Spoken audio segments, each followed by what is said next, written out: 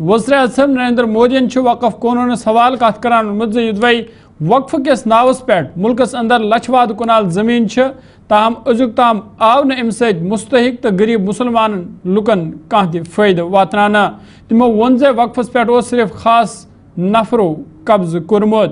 वज़ीर-ए-आज़म मोदी वोन जे वक़फ तरमीमी कानून जरिए यी तमाम मुस्तहिक नफरन अमुक फायद वातना युथ मुसलमान हज तरक्की यकीनी बनाने यी। तमो वोन जे तमो कांग्रेस पार्टी तनकीद करान जे कांग्रेस पार्टी वोट बैंक खतर मुसलमान हुंद इस्तेमाल करान। तमो वोन जे हरगा कांग्रेस पार्टी पज पे मुसलमान हज दाग कांग्रेस पार्टी हंद सदर गस तेल मुसलमान लीडर बनान युन। वज़ीर-ए-आज़म मोदी सद तरफ हरियाणा मज अकिस तकरीब दौरान इन कथन हज बावत करना आमज। ये कहते हैं कि उन्होंने मुसलमानों के हित में किया।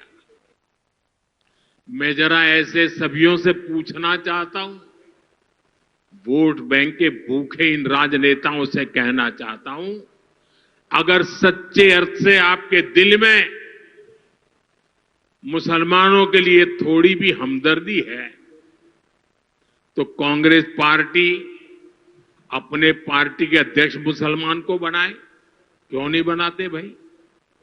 संसद में टिकट देते हैं 50% मुसलमानों को दो, जीत करके आएंगे तो अपनी बात बताएंगे। लेकिन ये नहीं करना है। कांग्रेस में तो कुछ नहीं देना है। देश के नागरिकों के अधिकारों को छीनना और देना, इनकी नीयत किसी का भी भला करने की कभी नहीं रही, मुसलमानों का भला करने की भी नहीं रही। यही कांग्रेस की अच्छी सच्चाई है। साथियों, वक्फ के नाम पर लाखों हेक्टेयर जमीन पूरे देश में है।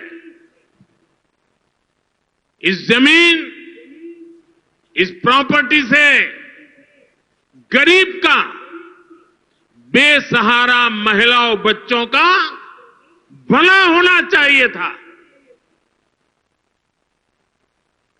और आज ईमानदारी से उसका उपयोग हुआ होता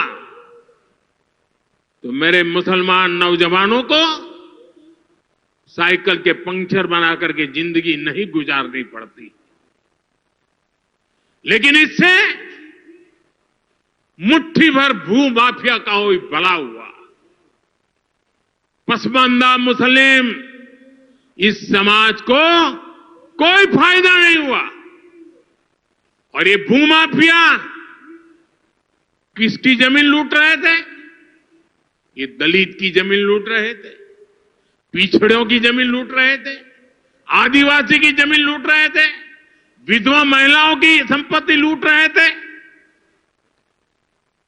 सैकड़ों विधवा मुस्लिम महिलाओं ने भारत सरकार को चिट्ठी लिखी, तब जाके कानून की चर्चा आई है। वक्फ कानून में बदलाव के बाद अब ये गरीबों से जो लूटा जा रहा है वो बंद होने वाला है।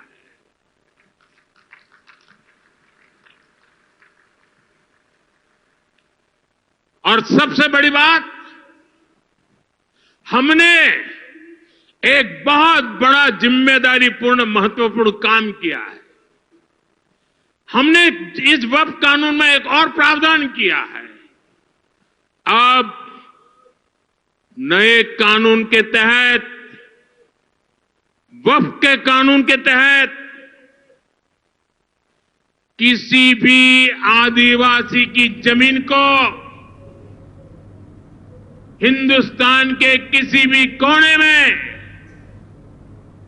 आदिवासी की जमीन को, उसके घर को, उसकी संपत्ति को ये वक्फ बोर्ड हाथ भी नहीं लगा पाएगा।